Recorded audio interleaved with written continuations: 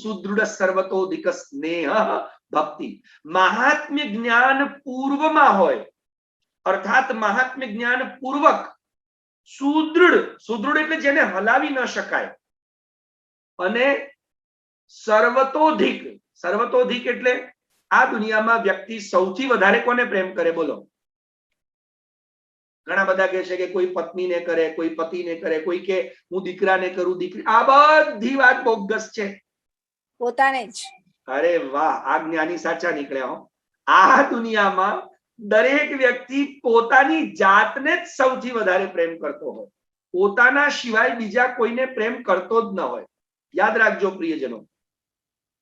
અને એટલા જ માટે સર્વતોધિક સ્નેહો ભક્તિ, એમ આપણને આપણા શાસ્ત્રકારોએ, આચાર્ય ચરણોએ સમજાવ્યું.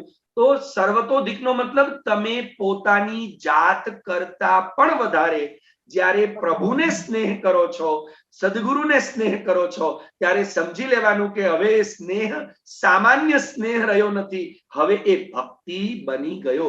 કેમ કે અને મહાત્મ્ય જ્ઞાન પૂર્વમાં હોવું જોઈએ. મહાત્મ્ય જ્ઞાન વગર તો તમે સ્નેહ પણ નહીં કરી શકો, સુદૃઢ સ્નેહ નહીં થાય. તો હવે પાછો પ્રશ્ન આવે, મહાત્મ્ય જ્ઞાન એટલે શું? તો અમારા ગુરુવર્ય સમજાવતા કે મહાત્મ્ય જ્ઞાન એટલે ત્રણ વસ્તુઓના જ્ઞાનને મહાત્મ્ય જ્ઞાન કહેવાય પ્રિયજનો. ત્રણ વસ્તુઓનું જ્ઞાન. નંબર એક સ્વ સ્વરૂપ જ્ઞાન, પોતાના સ્વરૂપનું જ્ઞાન. Who am I? શું આપણે આપણી જાતને ઓળખીએ છીએ? આપણે કોણ છીએ? કોઈ કે હું સ્ત્રી, કોઈ કે હું પુરુષ, કોઈ કે હું બ્રાહ્મણ, કોઈ કે હું પટેલ, કોઈ કે હું વાણિયો. વાણિયામાં પાછા કોઈ કે અમે ખડાયતા, કોઈ કે અમે આવા, કોઈ કે અમે પૈસા વાળા. પણ ખરેખર આપણે બધા કોણ છીએ? આપણને દયારામભાઈએ સૌથી પહેલા કહી દીધું હતું. બોલો, દયારામભાઈએ કેટલું સરસ કહ્યું, આપ સ્વામી સદા હું દાસ રે, એના તો નિભાવો રે. કેવી સરસ વાત કરી દયારામભાઈએ કે આપ સ્વામી સદા, અને એમાં જે સદા શબ્દ છે ને એ દહેલી દીપન ન્યાયથી મૂકેલો છે. આપ સ્વામી સદા અને હું દાસ સદા. સો બેઝિકલી આપણે પરમેનન્ટ દાસ છીએ અને પ્રભુ આપણા પરમેનન્ટ સ્વામી છે. જન્મ પહેલા પણ, જન્મ પછી પણ, અને કદાચ આપણો આ જન્મ પૂરો થઈ જાય તો પણ આપણા સ્વામી તો આપણા પ્રભુ જ રહેવાના છે. એટલે દયારામભાઈએ કેવી સરસ વાત કરી કે આપ સ્વામી સદા, હું દાસ રે સદા. આ સદા શબ્દ છે ને દહેલી દીપન ન્યાયથી છે કે આપ સદાના મારા સ્વામી અને હું સદાનો દાસ. તો બેઝિકલી આપણે કોણ છીએ? પણ આપણે એ આપણું સ્વરૂપ જાણતા નથી, અને એટલે દાસનો ધર્મ જે દાસત્વ છે, દાસસ્યેદમ દાસ્યમ, એ દાસ ધર્મ આપણો પ્રગટ થતો નથી. અને એટલે જ પછી ક્યારેક ક્યારેક સેવામાં, ભક્તિમાં, ભગવાનની સામે, ગુરુની સામે આપણી અંદર એ શેઠત્વ આવી જાય છે કે હું દાસ નથી, હું તો શેઠ છું. આ કામ મારાથી થોડી થાય, આ કામ તો મારું નથી, મારું કામ તો પૈસા આપવાનું, એ તો દાસનું કામ કરે, આપણે કરાવી લેવાનું. મારું કામ આ નથી, હું તો મારા ઘરમાં 4 નોકર રાખું છું. એટલે જો આપણે શેઠ બની ગયા, આપણે જ્ઞાની બની ગયા. કોઈ કે ના અમે તો સ્ત્રીજન છીએ, કોઈ કે અમે તો પુરુષ છીએ. પણ આપણા 84 ભગવદીઓએ આ ધર્મને નિભાવ્યો ને પોતાનું સ્વરૂપ જાણ્યું. પ્રિયજનો જુઓ શું જાણ્યું. સુરજન સ્વામી હતા અને સુરજન સ્વામીમાંથી સુર સ્વામી બન્યા. પણ સુર સ્વામી જયારે શ્રી મહાપ્રભુજીના ચરણારવિંદમાં આવ્યા અને શ્રી મહાપ્રભુ વલ્લભાચાર્યજી જેવા જયારે સદગુરુ મળ્યા ને, ત્યારે પછી એમણે સુરજન અને સુર સ્વામી માંથી બધું છોડીને પોતાની સરનેમ પણ બદલી નાખીને પોતાનો સ્વભાવે બદલી નાખ્યો. શું કરી નાખ્યો? સુર દાસ. તમે 84 વૈષ્ણવોની સરનેમ જુઓ, કૃષ્ણ દાસ, પરમાનંદ દાસ, ચતુર્ભુજ દાસ, જોઈ લેજો, દામોદર દાસ. અને આપણે કોણ? તો કે બાપ આખી દુનિયાના. આપણે દાસ રહ્યા નહીં. આપણે તો કે શેઠ, આપણે તો કે પંડિત, આપણે તો કે જ્ઞાની, અમે તો કે કરોડપતિ. યાદ રાખજો. એટલે મહાત્મ્ય જ્ઞાન કોને કહેવાય? સ્વ સ્વરૂપ જ્ઞાન, પોતાના સ્વરૂપનું જ્ઞાન. નંબર 2, આ અમારા ગુરુવર્ય અમને જ્યારે સંન્યાસ નિર્ણય આપ શ્રી અમદાવાદમાં બહુ વર્ષો પહેલા 1992-93 ની અંદર અમદાવાદની 95 અમદાવાદની અંદર આપશ્રીના વચનામૃત હતા ત્યારે આપે બહુ સરસ સમજાવેલું કે સ્વ સ્વરૂપ જ્ઞાન પછી સ્વસેવ્ય સ્વરૂપ જ્ઞાન. તમે જેની સેવા કરવા માંગો છો, જેને પ્રેમ કરી રહ્યા છો, એવા પોતાના સ્વામીના સ્વરૂપનું જ્ઞાન. નહીં તો તમે એને મૂર્તિ જ માનશો, નહીં તો તમે એને કોઈ એક મહાન વ્યક્તિ માનશો, પણ નહીં, આ મારો સ્વામી, અને એ પણ કોણ? આખા જગતનો બાપ, પણ એ મારા ઉપર કૃપા કરવા મારો દીકરો બની, મારો બાળક બની, મારા ઘરનો પરિવારનો એક સદસ્ય બનીને મારા માથે બિરાજે છે. એની કૃપા એ આપણે ક્યારે જાણશું? જ્યારે એનું સ્વરૂપ જાણશું.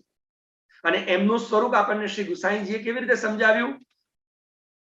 અયમેવ કૃષ્ણ ઇતિ બુદ્ધિ કર્તવ્ય. આ જ કૃષ્ણ છે. હવે આપણને આપણા સેદ્ય સ્વરૂપનું જ્ઞાન શું છે? ઘણા બધા અમારી આગળ આવીને બોલે, જોકે અહીંયા જેટલા ભણી રહ્યા છે બધા તો બહુ જ સારા ને એકદમ ડાયા છે, એમની વાત કરાય જ નહીં. પણ લગભગ લોકો શું બોલે? અમારા ઘરે તો છે ને તે 80 વર્ષ જૂના ઠાકોરજી છે. બોલો, હવે 80 વર્ષ જૂના ઠાકોરજી જૂના થાય? મારે પછી એ ભાઈને, બેનને, વૈષ્ણવને કેવું પડે કે ભાઈ, આ ઠાકોરજી 80 વર્ષ જૂના નથી, તારી બુદ્ધિ 80 વર્ષ જૂની થઈ ગઈ છે. ઠાકોર તો અમારા અષ્ટ સખાઓ કે છે, માઈ આજ ઓર કાલ ઓર દીન પ્રતિ ઓર. અરે આજે નવો દિન દુલે હે મેરે કુંવર કનાઈ. અમારા પરમાનંદ દાસજીના પદો તો જુઓ, એ તો રોજ દુલ્હો બનીને આજ ઓર કાલ ઓર દેખીએ રસિક શ્રી ગિરિરાજ ધરણ. અમારા ગિરિરાજ ધરણ કેવા છે? રસિક શિરોમણી છે. એટલે રોજ નવા જ હોય. એક શૃંગાર આજે જે કરે તે હવે છે આવતા વર્ષે વારો આવે. તો તને વળી જૂના ક્યાંથી લાગ્યા? પણ આપણે લોકો બોલનારા બોલે કે અમારે ત્યાં 80 વર્ષ જૂના ઠાકોરજી, કોઈ કે મારા ત્યાં નાના ઠાકોરજી, કોઈ કે મારા ત્યાં મોટા ઠાકોરજી. અરે સ્વરૂપ જ્ઞાન નથી આપણને પ્રભુના. એટલે અમારા ગુરુવરીએ સમજાવે કે 3 વસ્તુ યાદ રાખજો. પહેલું સ્વ સ્વરૂપ જ્ઞાન, નંબર 2 સ્વ સેવ્ય સ્વરૂપ જ્ઞાન. તમારું જે સેવ્ય છે એ કોણ છે? તો કે કૃષિર બહુવાચક શબ્દોણશ્ચ નિવૃત્તિવાચક તયોરૈક્યમ પરબ્રહ્મ.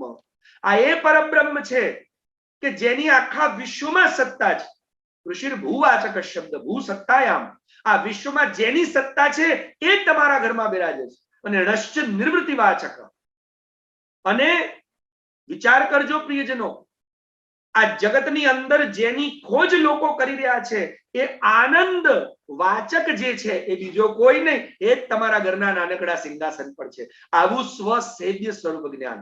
અને નંબર 3 સ્વસેવ્ય સેવા રીતિ પ્રીતિ જ્ઞાન. આપના જેને લાડ લડાવવાનો છે એને જે રીતની સેવા કરવી જોઈએ, એને જે રીતના લાડ લડાવવા જોઈએ, એની રીત અને પ્રીત બંનેનું જ્ઞાન જો આપણને હોય તો આ 3 વસ્તુના જ્ઞાનને મહાત્મ્ય જ્ઞાન કહેવાય. તમે જેની સેવા કરી રહ્યા છો એને કેવી રીતે લાડ લડાવવા, સેવા કરવી, એની રીત અને પ્રીત બંનેનું જ્ઞાન. બરાબર? ચાલો, સ્વસેવ્યની સેવાની રીત એટલે રીત કઈ? તો જે શ્રી મહાપ્રભુજી આપણને બતાવી. અને પ્રીત કઈ? એ પણ શ્રી મહાપ્રભુજીએ બતાવી નિરોધ લક્ષણની અંદર કે કૌંડિન્યા ગોપિકા પ્રોક્તા ગુરવઃ સાધનમ ચ તત. આ સાધનમ ચ તત એટલે જે સાધનો શ્રી ગોપીજનોએ કર્યા એ જ સાધનો આપણે આપણા જીવનમાં આપણા પ્રભુને લાડ લડાવવાના કરવાના. એ જ એમનો પ્રેમ. તો આપણા સ્વરૂપને કેવી રીતે પ્રેમ કરવો, આપણા પ્રભુને કેવી રીતે લાડ લડાવવા, એનું જો આપણને જ્ઞાન હોય, કેમ કે આપણને સ્વરૂપનું જ્ઞાન હોય તો કેટલા કોમળ છે મારા પ્રભુ. એ કોમળ છે એટલે કે શ્રી ઠાકોરજીને રાધા અધર રસ વિના પીયુને બીજું કઈ નવ ભાવે. એટલે ઠાકોરજીને જે ભોગ ધરવાના વાસણો હોય ને એ પણ કેવા છે? તો કે ગોપીજનોના અને શ્રી રાધિકાજીના કર કમલ રૂપ. એ કોળિયા કરી નરોગ આવે ને તો આરોગે. ઠાકોરજી ક્યાં બિરાજે? આપણે ભલે એમ માનીએ કે અમારા વડોદરાના કે મુંબઈના 9x9 કે 10x10 ના ઓરડીમાં કે આવડા નાના મંદિરમાં બિરાજે, ના, ઠાકોરજી બિરાજે એ યાદ રાખજો પોતાના સ્વે મહિમની પ્રતિષ્ઠિતા, પોતાની મહિમામાં બિરાજે, અર્થાત એ જ્યાં બિરાજે ને એને ભગવત ધામ ગોલોક ધામ બનાવી દે. અને એટલે મંદિરમાં જતા પહેલા શ્લોક બોલવા, ઠાકોરજીને કેવી રીતે લાડ લડાવવા, જેમ શ્રી મહાપ્રભુજી અમારા ગુરુવર્ય અમને સમજાવે કે સ્નાન કરાવવાનું જે વસ્ત્ર, સ્નાન કરાયા પછી અંગવસ્ત્ર કરવાનું જે વસ્ત્ર છે ને એને ઓટવાનું નહીં. કેમ નહીં ઓટવાનું? કેમ કે ઓટેલું, એ ઓટેલું હોય ને, ઓટેલું એટલે સમજ્યા ને તમે, તો એ ઓટણ કરેલી વસ્તુ એટલે બોર્ડર નહીં, વિધાઉટ બોર્ડર ઠાકોરજીનું હોવું જોઈએ. નહીં તો પ્રભુનું શ્રીઅંગ એટલું કોમળ છે, એટલું કોમળ છે કે લૂછતા લૂછતા આપણે અંગવસ્ત્ર કરીએ ને ક્યાંક એમને એક ઘસરગો પડી ગયો તો આપણી આખી સેવા એ પ્રભુના સુખ માટે ન થઈ અને પ્રભુને શ્રમ પડી ગયો તો આપણું દાસત્વ લાજે. તો આ સેવાની રીત અને એની સાથે પ્રીત પણ ખરી. એટલે ગોપીજનોએ જેવી પ્રીત કરી, પણ ગોપીજનોના બધા સાધન આપણે નહીં કરવાના હો, યાદ રાખજો. ગોપીજનોના બધા સાધનો આપણે કરી શકીએ એટલી આપણી સામર્થ્ય નથી, કેમ કે એ વખતે પ્રગટ પુરુષોત્તમ બિરાજીને લીલા કરાવી રહ્યા છે. એટલે ગોપીજનોએ જેમ એક બે હું તમને દ્રષ્ટાંત આપું કે આપણા ત્યાં એવી લીલા આવે છે કે ઠાકોરજી જયારે એક સખીના ત્યાં ગયા અને સખી ગોબર ઉઠાવી રહી હતી તો ઠાકોરજી કે લાય હું તને મદદ કરું, 10મા સ્કંદમાં કથા હું મદદ કરું. તો પેલી કે પછી મદદના બદલામાં શું લઈશ? તો કે બસ મદદના બદલામાં માખણ આપજે. હવે માખણના બદલામાં માખણ પેલી આપવાની હા પાડીને ઠાકોરજીએ ગોબરના ટોપલા ઉઠાવ્યા, તો આપણે આપણા ઠાકોરજી પાસે આપણે કામ ન કરાવી શકીએ, ગોબરના ટોપલા ન ઉઠાવડાવી શકીએ. એ લીલામાં પ્રભુની પોતાની ઈચ્છા હતી. આપણા માટે માત્ર પ્રભુનું સુખ જ વિચારણીય છે, કેમ કે આપણે દાસ છીએ. તો કૃષ્ણ સૌથી વધારે પ્રેમ કોને કરે છે? કૃષ્ણ પોતાની જાતને પ્રેમ નથી કરતા. ત્વમ તુ ભક્તિ પ્રિયા તસ્ય, તસ્ય કસ્ય? કૃષ્ણસ્ય. તું ભગવાન શ્રી કૃષ્ણની પ્રિયા છે. અને પણ કેવી? તો કે સતતમ પ્રિયા. ક્યારે એમના પ્રેમમાં તારી વાત બાકી થઈ નથી. ભલે બીજી ગમે તેટલી એમની પ્રિયાઓ આવી ગઈ હોય, હજારો વ્રજ સિમંતિનીઓને પ્રેમ કરતા હોય, પણ ભક્તિ તને પ્રેમ કરવાનું છોડ્યું નથી. એટલે ગમે તેટલી આવી હોય પણ તને છોડી નથી. અને એ પણ તું કેવી પ્રિયા છે એમની? સતતમ પ્રાણતોધિકા.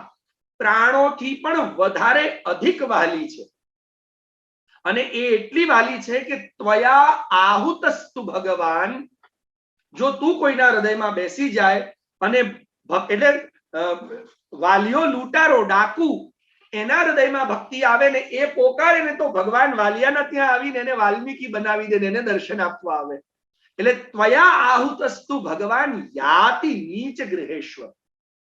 નીચમાં નીચ વ્યક્તિના, જેમ સૌથી આપણે નીચ જન્મ કોટી કહીએ, જેમ મનુષ્ય જન્મ, આ જન્મ, જેમ આપણે યોનિઓ કહીએ, એમાં પશુ યોની એ નિમ્ન કક્ષાની યોની છે. પણ એ પશુ ગજેન્દ્ર નામના પશુમાં જ્યારે ભક્તિ પ્રગટ થઈ અને એને પોકાર્યા ભગવાનને, તો ભગવાન દ્વારિકામાં આરામ ફરમાવી રહ્યા છે. પણ અમારા સુરદાસજી પોતાના પદમાં કહે છે કે હે ગોવિંદ હે ગોપાલ અબ તો જીવન હારે. હે ગોવિંદ હે ગોપાલ એમ કરીને જ્યારે નીર પીવન હેતુ ગયો સિંધુ કે કિનારે, હું જ્યારે નદીના સિંધુના કિનારે જળ પીવા ગયો અને સિંધુ બીચ બસત ગ્રાહ, ચરણ લઈ પછાડે, મારા ચરણ પકડી લીધા મગરે. અને તે વખતે એને કીધું કે હે ગોવિંદ હે ગોપાલ અબ તો જીવન હારે, અબ શરણ હે તિહારે, એમ કહ્યું. અને જ્યારે ભગવાનને પોકાર્યા એટલે અમારા સુરદાસજી પદમાં કહે છે કે જ્યારે આને પોકાર્યા ત્યારે દ્વારિકા में शब्द गयो, शब्द भयो भारी, शंख चक्र गदा पद्म गरुड़ लई पधारे. भगवाने एक हथियार नहीं, મારા ભક્તની રક્ષા કાજે શંખ વપરાય તો શંખ, ચક્ર વપરાય તો ચક્ર, ગદા વપરાય, મારે રિસ્ક નથી લેવો પણ મારા ભક્તને બચાવવું. ત્યારે નારદજી કહે છે ગજેન્દ્ર જેવાના હૃદયમાં કે જે પોતાના સંસારમાં લિપ્ત હતો અને હાથણીના કહેવાથી કમળ લેવા ગયો, પણ માત્ર એના હૃદયમાં ભક્તિ પ્રગટ થઈને ભગવાનને પોકાર્યા તો યાતિ નીચ ગૃહેશ્વપી. ભગવાન પોતાનો દ્વારકાનો આરામ છોડી ગરુડ પર શંખ ચક્ર ગદા પદ્મ લઈને પધાર્યા છે. તો પ્રિયજનો, ભક્તિ આવી છે અને આવા કોઈ નારદજી જેવા આપણને સદગુરુ મળે ને, એ આપણને ઓળખાણ કરાવે કે અરે જીવ, તું ક્યાં ભટકી રહ્યો છે. એટલે આપણને જીવનની અંદર ખરેખર શ્રી મહાપ્રભુ વલ્લભાચાર્ય ચરણ, શ્રી ગોપીનાથ પ્રભુ જેવા કોઈ સદગુરુ મળવા જોઈએ કે જેના કારણે આપણને આપણી ઓળખાણ કરાવે, આપણા સ્વામીએ શ્રી કૃષ્ણની ઓળખાણ કરાવે, શ્રી ગોપીનાથની ઓળખાણ કરાવે કે જો આ તારું સ્વરૂપ, આ તારા સ્વામી અને તારું આ કર્તવ્ય. અને ત્યારે આપણે આપણા જીવનની અંદર શ્રી કૃષ્ણના ચરણારવિંદનું સ્મરણ કરવા માટે સક્ષમ બનીએ. અને જો તમે સક્ષમ થઈ ગયા અને સ્મરણ થઈ ગયું, જીવનમાં ક્યારે દુઃખ આવી શકતું નથી. તો પ્રિયજનો,